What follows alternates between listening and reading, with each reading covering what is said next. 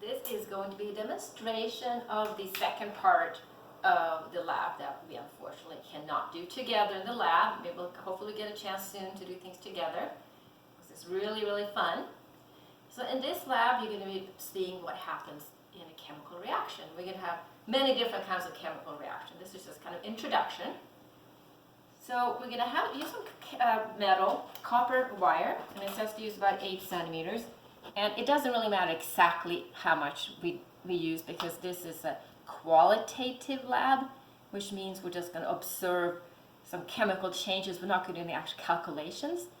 If we were doing actual calculations, it would be a quantitative lab. So I'm just going to estimate about 8 centimeters or so, cut it off here. And then I'm just going to curl it up a little bit here, so it fits easily into my little beaker.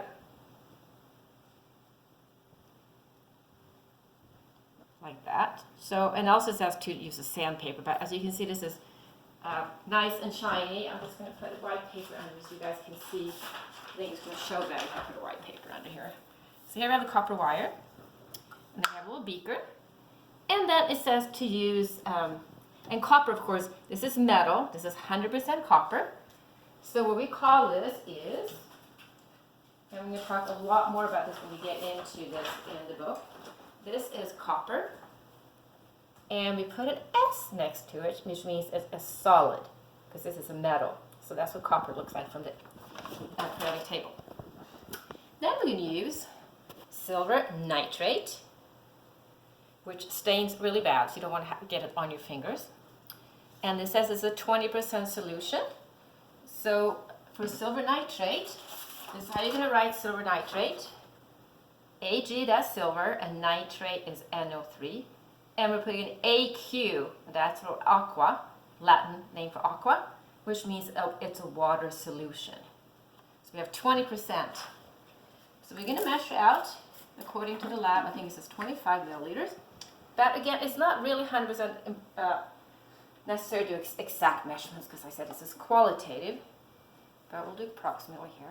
So we're going to put in the graduated cylinder. And when you do use a graduated cylinder, you want to make sure that when you look at how much you got in here, that you look at eye level. If you look down or up, you're not going to be able to get the right level. But in this case, it really doesn't matter. So we're going to put that in here. So now you can make the observation that we have a clear solution, right? Completely clear. And we have our copper, which is copper colored. I'm also going to do a second experiment just because I just happened to find this in the garage. And I'm kind of a little crazy that I like to do things in addition here to spice things up a little bit. So I'm going to put a little bit of silver nitrate in this petri dish too.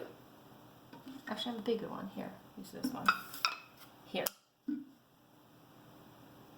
we put a little bit here. And I am going to use some of these I found in the garage. These BBs that are actually copper. Alright, so this is our real experiment. The copper is just the BBs are going to be just extra. So I'm just going to put it in here. And we're also going to put in here, I'm going to put in the BBs here. This is just extra. Bonus.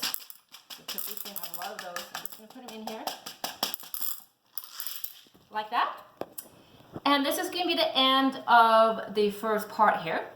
So this is going to be second part here, so I'm going to time this and then come back.